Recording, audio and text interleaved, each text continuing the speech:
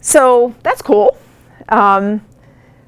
But still, you might say, okay, if we want to be close to an actual neural circuit, like on the verge of the field, like in the next 5 years, somebody's going to have like the whole circuit, and it's going to explain most of this behavior, and it's going to blow everyone away. But you still might say, okay, navigation. It was cool, but it's just navigation, right? Just space, right?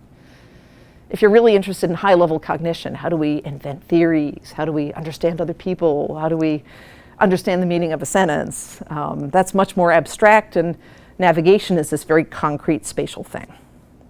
Well, actually, one of the hottest areas of research right now is on the idea that many of these same neural structures can be repurposed to do much more abstract things.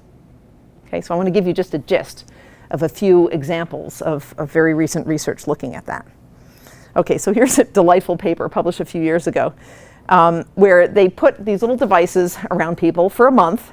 It's a life logging device. It's got a little GPS tracker, and there's a little camera facing out like this, and it took pictures, every few minutes as a person goes around for a month. Then they get to edit their pictures, so if anything embarrassing happens, they get to throw them out. It's fine, it's not unethical. They agree to participate in the experiment, it's all cool.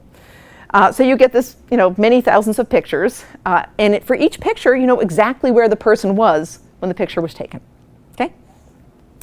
So then what they do is they take those pictures, they pop the person in the scanner, and they show them individual pictures, each one for 8 seconds, I think, and they say, remember what you were doing in this situation. Relive that experience, okay? Pull up the whole episodic memory and remind yourself what you were doing then and what was going on, okay?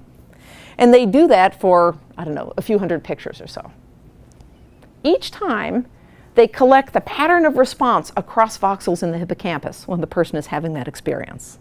Okay, this is a version of multiple voxel pattern analysis, which I'm terrified you guys totally missed. We'll deal with that later, but now I'm going to give you the gist now. Okay, some pattern of response across voxels in the hippocampus when they're remembering this experience when I had lunch with my friend Joe at this restaurant, or whatever, right, 3 weeks ago, right?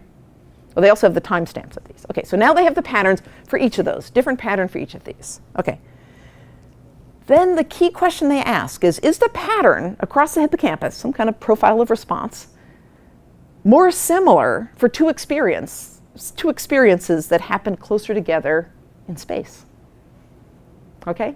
So let's suppose you go to this restaurant, you have lunch with a friend, you're looking at the picture, you're lying in the scanner, remembering that experience of having lunch with that friend.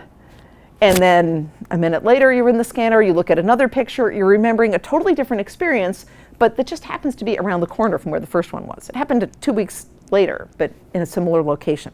Are those patterns more similar because a person is re-evoking a memory of an event that happened in a nearby location? Okay, like if the hippocampus is encoding not just where you are this moment, but if it's encoding memories of where you were when different things happened, then maybe those patterns would be more similar. Does everybody get that idea? Yeah? Were they shown the two pictures like one after another? Nope, all in a random order. So this is all done at the analysis end. I forget the details, but if they did it right, they wouldn't have said anything about, think about where you were at the time and how long ago it was. They would just say, remember, I'm sure they did it right. I'm sure they said, just remember that experience, re-evoke the experience. Then when the experimenters analyze it, because they have all that, life logging stuff, they have the timestamp and the GPS location, and they can fish out each of those and figure out how far apart they were first in space, okay? All right, so here's what they find. This is now, each dot here is a different hippocampal pattern to a different image in a different person from the whole boatload of subjects and lots of images. Okay, and that dot is plotted as a function of, it's a relationship between two experiences. And the dot represents, on the x-axis, the distance in space in which those two experiences happen. People ranged over 30 miles over the month that this was done. They're college students or whatever, right? And this is the similarity of the corresponding hippocampal patterns, right? The dissimilarity of the hippocampal patterns. So the farther away those two experiences were when they actually happened, the more different the patterns of the hippocampus. Does that make sense? You can see it's blurry. Each black line is one subject. The most of the subjects individually, except for this guy, who maybe just didn't have enough data points to get a, I don't know. Anyway, or maybe he was asleep in the experiment. I don't know. So most of the subjects show that relationship between distance in the world and distance in hippocampal similarity. Cool, huh? So this is neat, but notice that it's still just showing that the hippocampus is reflecting space. We already talked about place cells, so big whoop, the place cells are being reactivated, and it tells you that they encode distances over big ranges, not just a few feet, but big ranges from real world experiences. It's nice, but not a radical extension. But next, they analyze the same data as a function of the distance in time. Okay, because they also have the timestamps of each photo. Was that 4 weeks apart or 10 minutes apart? Okay, and so then they analyze the data the same way. And what they see is, again, with time, you get the same correspondence. The more close in time the two memories were, when they occurred, not when you're re-evoking them in the scanner. The closer they were in time when they actually happened, the more similar the patterns are. Okay, everybody got that? Pretty neat, huh?